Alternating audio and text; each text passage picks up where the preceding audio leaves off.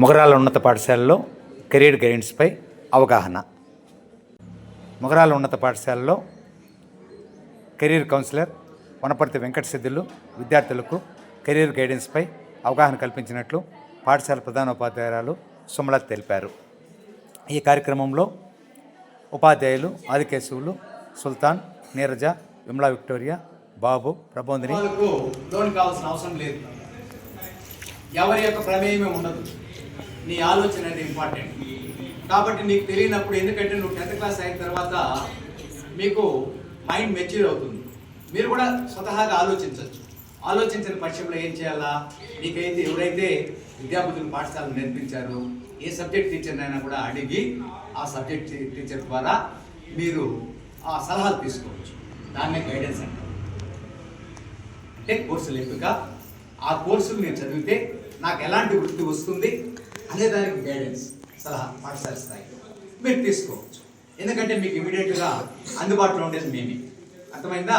So ఇప్పుడు మనం మారుతున్న ప్రపంచం కాబట్టి మీకు అనేక రకాలైనటువంటి వెబ్సైట్స్ అన్నీ కూడా ఉన్నాయి, అనేక రకాలైన వెబ్సైట్స్ ఉన్నాయి, అనేక రకాలైనటువంటి కౌన్సిల్స్ అంతా కూడా మీకు యూట్యూబ్లో దొరుకుతుంటారు, ఆన్లైన్లో.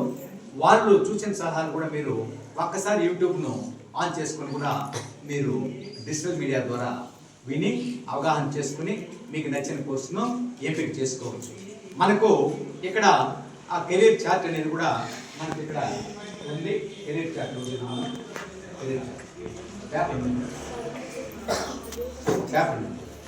ఇక్కడ చూడమ్మా. సో ఇక్కడ కెరీర్ చార్ట్ కూడా ఉంది.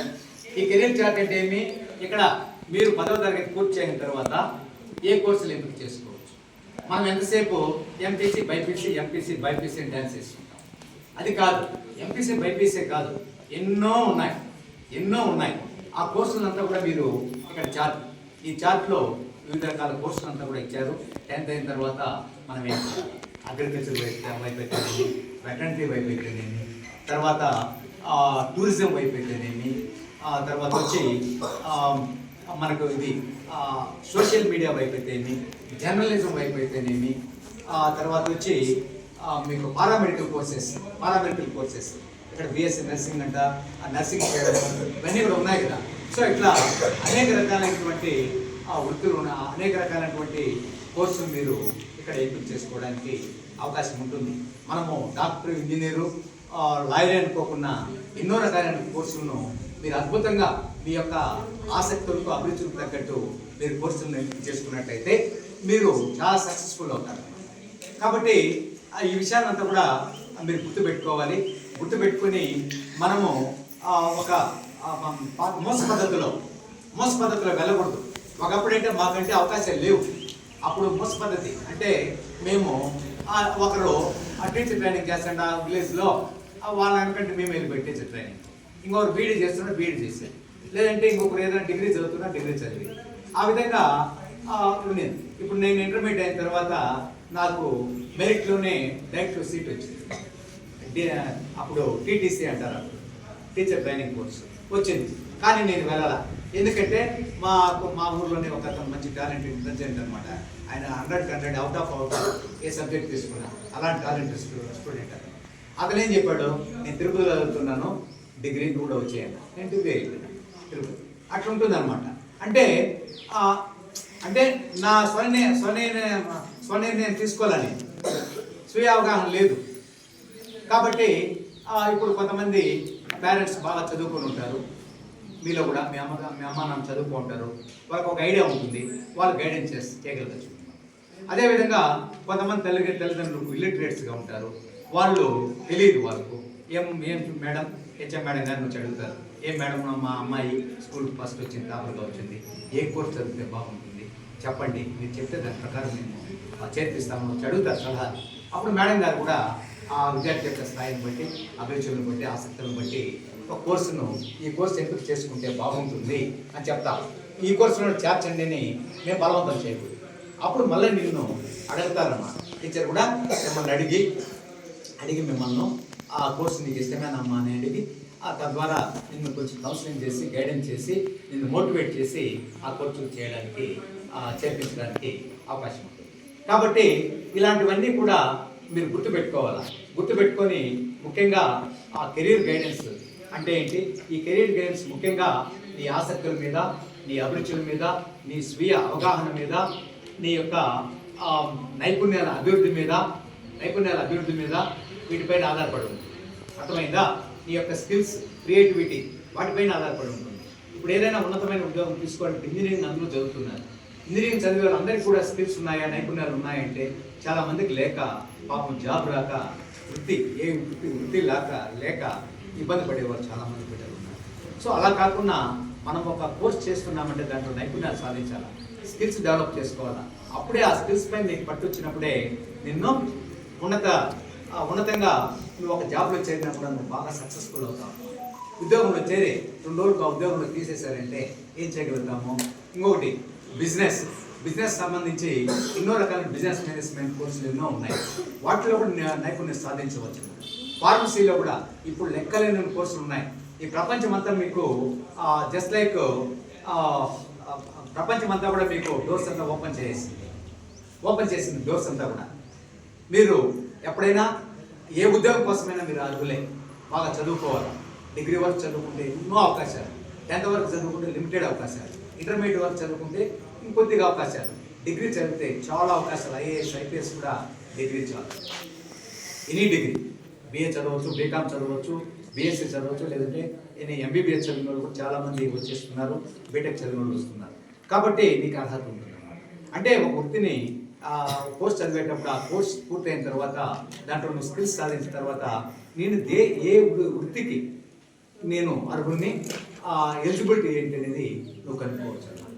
ఆ విధంగా నువ్వు మంచి ఆలోచనతో ప్రతి ఒక్కరూ కూడా ఇప్పటి నుండి ఈ పాఠశాల అనేది మీకు ఒక వేదిక. ఇక్కడే విద్యార్థులంతా కూడా ఆలోచనలో మార్పు రావాలా, ఒక సంసిద్ధతను వ్యక్తం చేయాలా.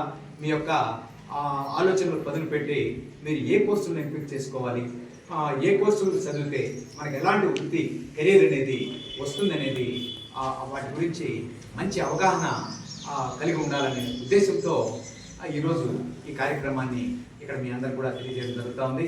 వాళ్ళకి 10th క్లాస్ రేపైనా వాళ్ళు కూడా చెప్పేస్తాము కాబట్టి వాళ్ళు క్లాస్ జరుగుతుంది కాబట్టి మీరందరూ కూడా తెలుసుకోండి. మాకు 6వ తరగతికి ఏముంది సార్, ఇప్పుడు 10వ తరగతి 9వ తరగతి అనేది కాదు. మీరు ఇప్పటి నుండి ఒక ఆలోచన కావాలి. కెరీర్ గైడెన్స్ ఏంటి, వాటి మీద మనం ఎలా పట్టు సాధించాలి, మనము వాటి గురించి తెలుసుకోవడానికి ఇప్పటి నుండి మీ ప్రయత్నాలు కొనసాగించాలి. మీకు డిజిటల్ మీడియా ఉందని చెప్పాను, మీరు చూడొచ్చు. ఆ కెరీర్ గైడెన్స్ అని యూట్యూబ్లో కొట్టే మీకు మంచి మంచి కౌన్సిలర్స్ బ్రహ్మాండమైన సూచనలు, సలహాలు ఇస్తూ ఉంటారు, మెంటర్స్ ఉంటారు. అవన్నీ కూడా ఒక్కసారి వినండి. ఆ పనికిరాని విషయాలంతా కూడా దానికంతా సమయాన్ని వెచ్చించుకున్నా జస్ట్ వీటినంతా వినండి. మంచి విషయాల గురించి వింటే మీ యొక్క భవిష్యత్తు అనేది చాలా బాగుంటుంది. మీ యొక్క జీవన ప్రగతి అనేది చాలా బాగుంటుంది. అంతేకాని ఈ జీవన ప్రగతి నాకు ఎలా ఉంటే ఏమి, నేను ఎలా జీవిస్తే ఏమి అనుకుంటే కాదు. ఎవరికి సహాయం చేయరు.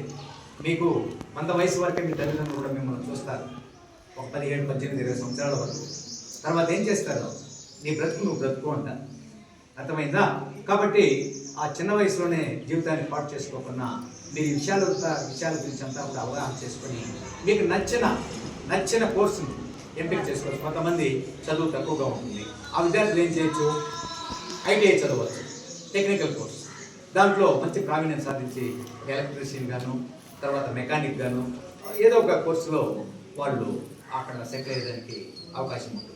కాలం నీలో ఉంది, స్కిల్ ఉంది, నీలో నైపుణ్యం ఉంది, కానీ నువ్వు దాన్ని ప్రదర్శించడం లేదు. నాలో నైపుణ్యం లేదు, నేను పనికిరాను అనుకోకూడదు. నాలో స్కిల్ ఉంది, నైపుణ్యం ఉంది, నేను ఏదైనా సాధించగలను అని మీరు ముందుకు వెళ్ళినప్పుడే ఏదైనా మనము సాధించడానికి అవకాశాలు ఉంటాయి. కానీ మన ఆలోచన లేకపోతే మనం ఏం సాధించగలము? మన ఆలోచన రావాలి కదమ్మా. ఫస్ట్ రావాలా లేదా?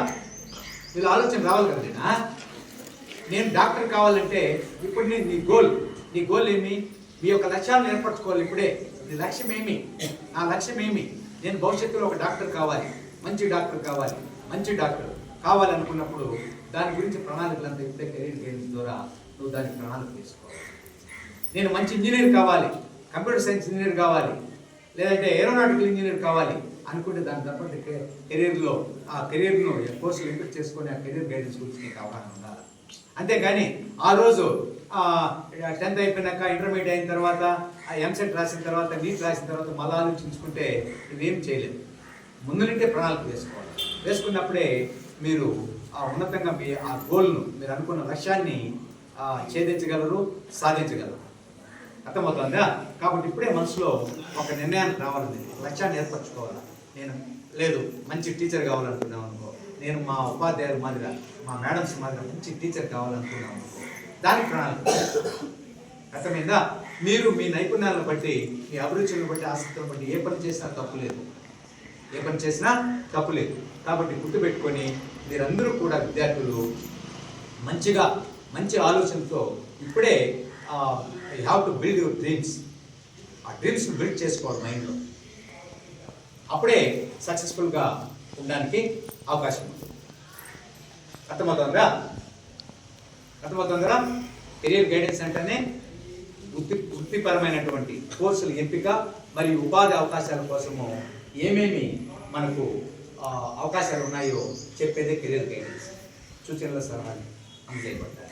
మన పాఠశాలలో కూడా అందరు టీచర్లు కెరీర్ గైడెన్స్ అవగాహన ఉంది. కాబట్టి మీరు ఏ టీచర్ని అప్రోచ్ కావచ్చు, అప్రోచ్ చేసి సూచనల సలహాలు తీసుకోవచ్చు. అర్థమైందా? మనం టూరిజంలో ఎన్నో అవకాశాలు ఉన్నాయి. దాని గురించి మనకు తెలియదు, కొంతమందికి తెలియదు. దాన్ని కూడా మనం ప్రోగ్రామ్ చేద్దాం. యువ టూరిజం క్లబ్స్ అనేది పాఠశాలలో ఏర్పాటు చేసుకుని దాని గురించి కూడా మంచి ప్రోగ్రామ్ చేద్దాం. కాబట్టి అన్నీ తెలుసుకోవాలి. మీరు ప్రతి ప్రోగ్రాము ఇక్కడ జరిగేదంతా కూడా మనసులో మైండ్లో ఫీడ్ అయిపోవాలి. ఆ ప్రోగ్రాంకు సార్ వాళ్ళు చెప్పారు, ఈ ప్రోగ్రాంకు సార్ వాళ్ళు చెప్పారు అని మీరు గుర్తుంచుకొని చక్కటి